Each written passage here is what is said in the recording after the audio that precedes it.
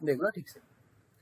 अब मैं कुछ और एपीआई एग्जीक्यूट कर रहा हूँ, जैसे कि अभी मेरे पास प्रोडक्ट की एपीआई है, बट प्रोडक्ट में अगर आप स्वैगर पे देखोगे तो मेरे पास गेट प्रोडक्ट बाय आईडी का भी एक एपीआई है, गेट का।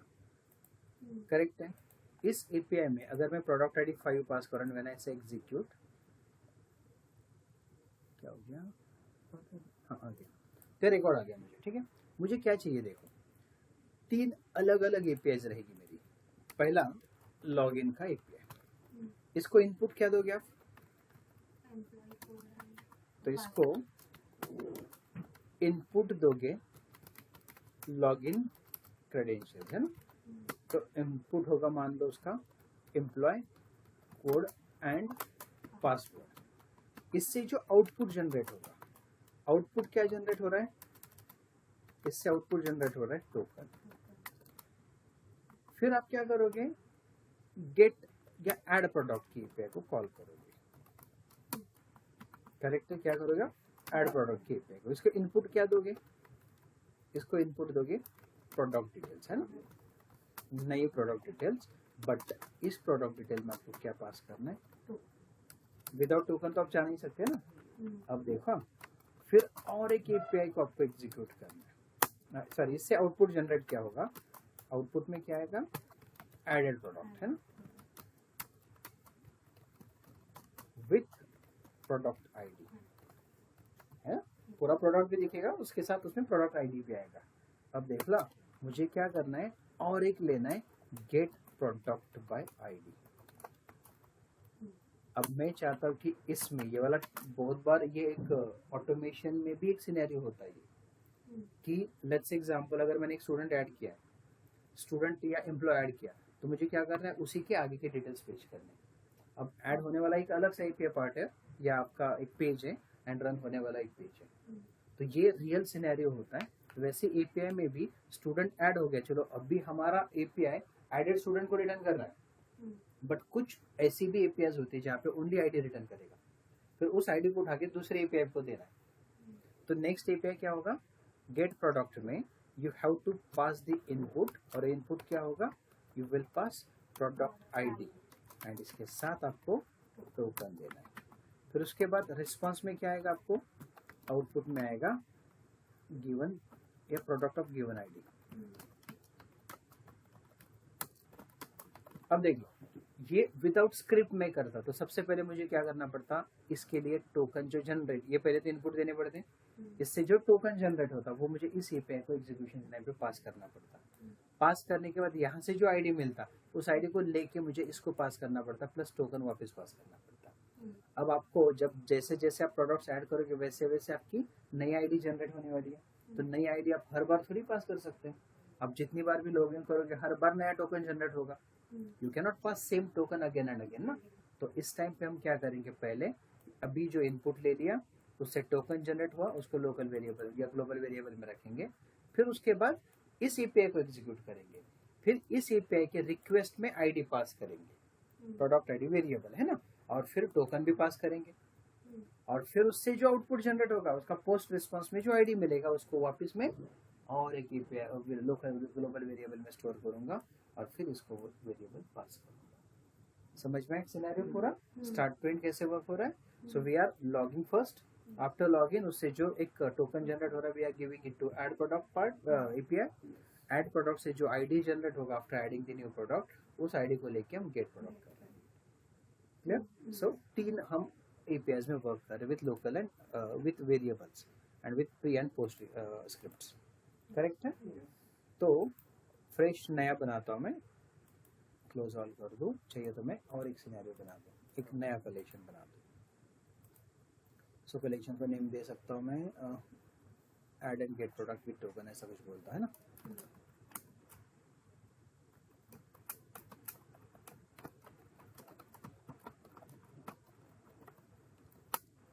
कुछ भी नाम दे सकते हो, कुछ भी देना है।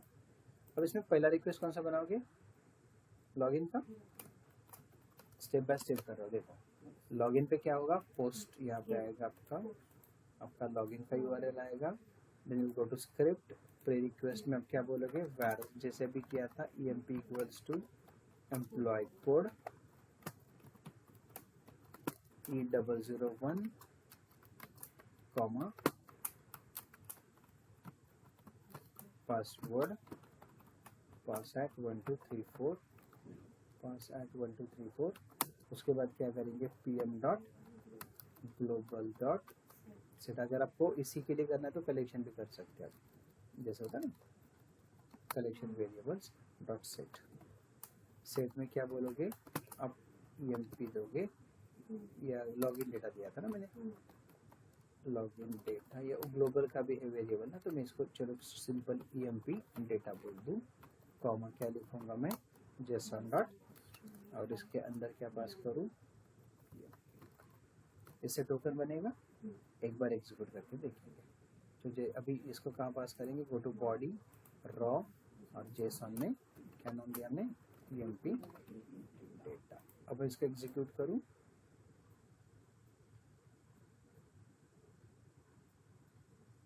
आ गया टोकन। अब जनरेटेड टोकन हमें क्या करना है, अपने पोस्ट पे में लेना है। सो स्क्रिप्ट में आ जाओ, पोस्ट में आ जाओ।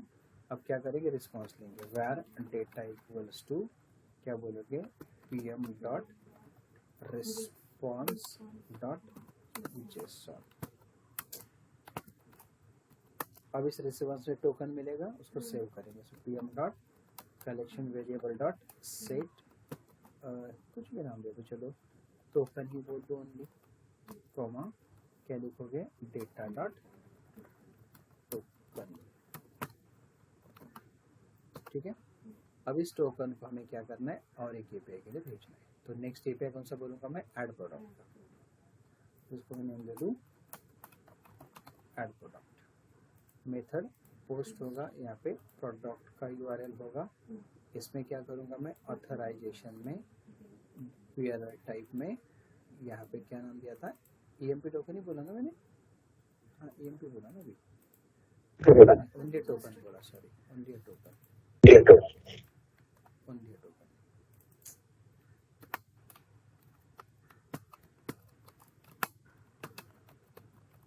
ठीक है, सो टोकन पास कर दिया। सो अभी क्या किया मैंने, यहाँ से लॉगिन करूँगा और यहाँ पे टोकन पास करूँगा, फिर इसके बॉडी में जाके रॉ में जाके जेसन डेटा जनरेट करूँगा। अब जेसन में क्या क्या फील्ड उसको देनी है, अब मैं स्वैगर से चेक करता हूँ, ये देख लो, ये इनपुट देना है ना मुझे, बस आईडी नहीं देना होता है। तो आईडी को हटा दो, यहाँ से प्रोडक्ट ऐड करो। चलो मैं कुछ सोप बोल दूँ, रेट देता मैं 50 रुपीज़, GST दिया मैंने कुछ 9% एंड उसके स्टॉक क्वान्टिटी देता 20। ठीक है। अब मैंने क्या किया, टोकन भी पास किया और ये इनपुट किया। अब ये इनपुट आपने यहाँ से पास किया, अगर आपको लग रहा है कि वहाँ से देने तो भी आप दे सकते हैं, बट चलो अभी मैंने यहाँ पे दिया। अब मैं क्या करूँगा, इस इनपुट को अगर मुझे स्टोर रखना है तो मैं वेरिएबल में स्टोर रख सकता हूँ। कैसे रखूँगा, अगर रखना है तो इसके स्क्रिप्ट में आ जाओ, सॉरी ये कौन सा है, गेट वाला नहीं, ऐड वाला है ना, पोस्ट। तो इसके स्क्रिप्ट में प्री रिक्वेस्ट में आप क्या बोलोगे, वेयर p इक्वल्स टू, ये इनपुट्स आपने ले लिए। ठीक है। इसके बाद आप क्या बोलोगे, pm.collection_variables.set, इसके अंदर आप बोलोगे प्रोडक्ट, आप कॉमा क्या करोगे json.stringify में आप p को पास करोगे। इनपुट्स आ गए यहाँ पे, बॉडी में जाके यहाँ पे क्या करो, वो वेरिएबल क्या नाम है प्रोडक्ट। समझे। तो देखो पहला लॉगिन होगा, लॉगिन से लॉगिन के लिए इनपुट दे दिया मैंने प्री रिक्वेस्ट में, फिर उसके बाद उसको पास किया बॉडी में, उससे जो रिस्पॉन्स जनरेट होगा उस रिस्पॉन्स को मैंने क्या किया, एक टोकन वेरिएबल में सेव कर दिया। फिर मैं चला गया नेक्स्ट एपीआई पे, ऑथराइजेशन में वो टोकन पास कर दिया, और मैं जब बॉडी पे जाऊँ तो यहाँ पे सॉरी स्क्रिप्ट्स पे वापस प्री रिक्वेस्ट लिखे मैंने इसके लिए, जहाँ पे इनपुट्स दे दिए और इनपुट को पास करके जो आउटपुट जनरेट, ये कहाँ पे रखा, प्रोडक्ट में। तो यही प्रोडक्ट मैंने बॉडी में यहाँ पे रखा और फिर उसके बाद जनरेट हो जाएगा। देखते पहले लॉगिन करूँ, लॉगिन से टोकन जनरेट होगा, फिर मैं पोस्ट पे आके सेंड करूँ तो इससे क्या होगा, प्रोडक्ट ऐड होगा। अब ऐड होने के बाद इसका जो प्रोडक्ट आईडी, ये तो रिस्पॉन्स है ना इसका, तो इसका रिस्पॉन्स मैं यहाँ पे फेच करूँगा ऐड के टाइम पे। सो स्क्रिप्ट में आके पोस्ट रिस्पॉन्स में आ गया। अब पोस्ट रिस्पॉन्स में क्या करेंगे, where data equal to pm.response.json में आ रहा है ना आपको रिस्पॉन्स, ये इसका रिस्पॉन्स है ना, तो जेसन में आ गया। अब उसमें से डेटा डॉट प्रोडक्ट आईडी करूंगा तो आईडी मिलेगा ना मुझे, तो मैं उसको कलेक्शंस में स्टोर करूँ। तो मैं इसमें क्या बोल दूँ, product ID comma data dot product, कैसा है वो देख लो, आई कैपिटल है, और ये चाहिए तो मैं कंफ्यूजन ना हो इसलिए ऐसे रखता हूँ। समझे, ये कहाँ पे कर रहे हो, पोस्ट रिस्पॉन्स में, करेक्ट है। तो यहाँ से प्रोडक्ट आईडी मिला, अब मैं क्या करूँगा, आईडी के बेसिस पे प्रोडक्ट पेज करने का और एक एपीआई बना दूँ। तो क्या बोल दूँ, गेट प्रोडक्ट बाय आईडी। अब गेट वाला यूआरएल होगा, यहाँ पे प्रोडक्ट ही होगा, बट इसको इनपुट ऐसे चाहिए ना, तो कर्ली ब्रैकेट में आप क्या पास करोगे, अंडरस्कोर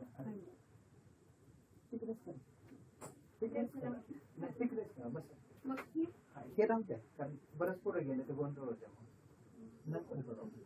प्रॅक्टिस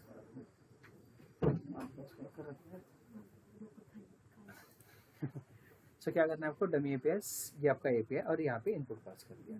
अब इससे जो रिस्पॉन्स, अभी देखो इसको कोई रिक्वेस्ट देनी है क्या, क्योंकि इसको रिक्वेस्ट प्रीवियस से आ गया ना, तो इसको अपना वेरिएबल बनाने की जरूरत नहीं है, तो ये डायरेक्ट रिस्पॉन्स भी ले सकता है और इसका रिस्पॉन्स यहाँ पे आएगा। अब इसके रिस्पॉन्स में क्या करेंगे आप, चलो पहले यहाँ तक करके देखते हैं, है ना, रिस्पॉन्स जनरेट होता है। तो पहले क्या करूँगा मैं, लॉगिन से क्या होगा, अभी वापस सेम ही यहाँ पे मैं चेंज करता हूँ बस। हाँ, क्या करूँगा मैं, स्क्रिप्ट में ना इनपुट चेंज करता हूँ, क्योंकि वही सोप वापस चला जाएगा ना, सोप की जगह कुछ मैं बोल दूँ इंक वगैरह, इंक भी होगा, इतनी ऑयल लिखता हूँ, ठीक है, रेट ऐसे कुछ दे दिया मैंने 120 जीएसटी वगैरह, ठीक है, स्टॉक बढ़ा के मैं उसको 90 कर दूँ, ठीक है। अभी इसका नया प्रोडक्ट आईडी जनरेट होगा, कितना जनरेट हुआ देखते हैं, 9 हो गया।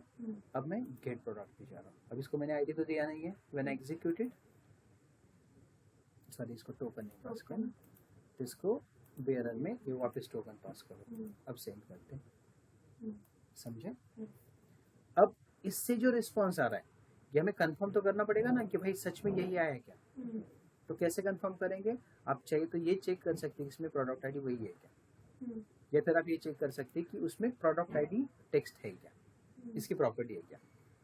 तो आप जाओगे स्क्रिप्ट में, पोस्ट में, अब याद है हमने फर्स्ट टाइम लिखा था pm डॉट टेस्ट, ब्रैकेट में क्या किया था हमने, एक टेस्ट मैसेज दिया था ना, कुछ भी लिखो, get product comma function parenthesis कर दी ब्रैकेट, फिर क्या चेक किया था, pm डॉट एक्सपेक्ट, मैं डायरेक्ट ही करता हूँ, चलो, है ना।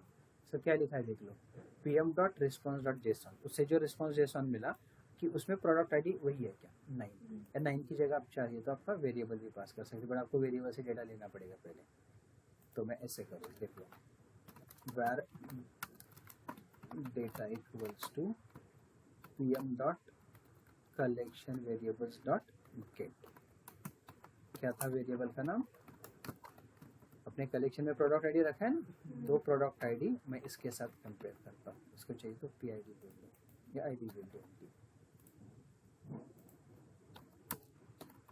क्या बोला मैंने ठीक से देखो। पहले लॉगिन किया आपने, लॉगिन के लिए आपने प्री रिक्वेस्ट में इनपुट्स दे दिए, उससे जो रिस्पॉन्स जनरेट हो रहा है उसको आपने टोकन में रखा, करेक्ट है, यहाँ तक कोई डाउट। उसके बाद आपने ऐड प्रोडक्ट किया, तो अभी आप क्या करें, एक नया प्रोडक्ट ऐड करें, बट इसको इनपुट में टोकन भी चाहिए था, प्लस इसको ये वाली इनपुट्स भी हमने सेट कर दी। कुछ इनपुट में यहाँ पे मैं दे दूँ, क्या दे दूँ, सॉरी माउस, चलो जो भी प्राइस है इसका, जीएसटी रेट कुछ मैंने दे दा 190 दे दूँ, जीएसटी में 18% दे दूँ, और स्टॉक में थोड़ा कम ज़्यादा कर दूँ 50, ठीक है।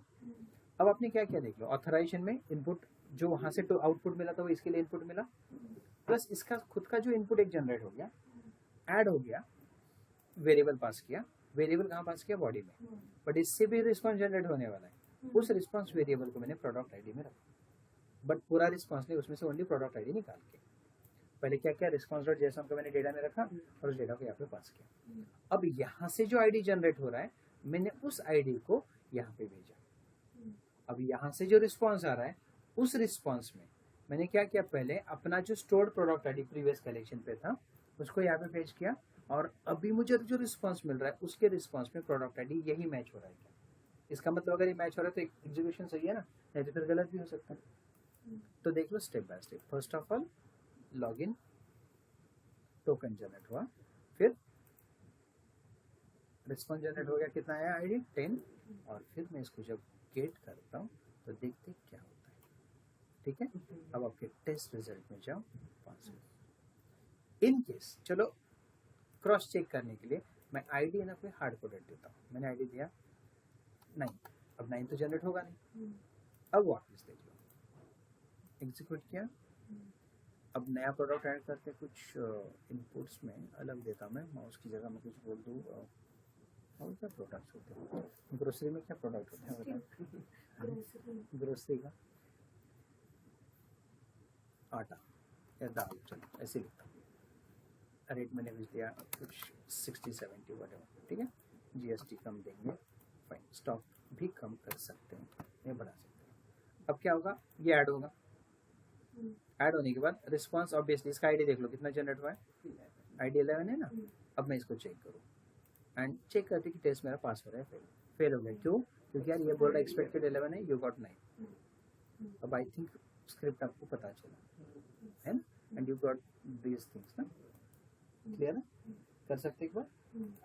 रेशमा मैडम क्लियर है?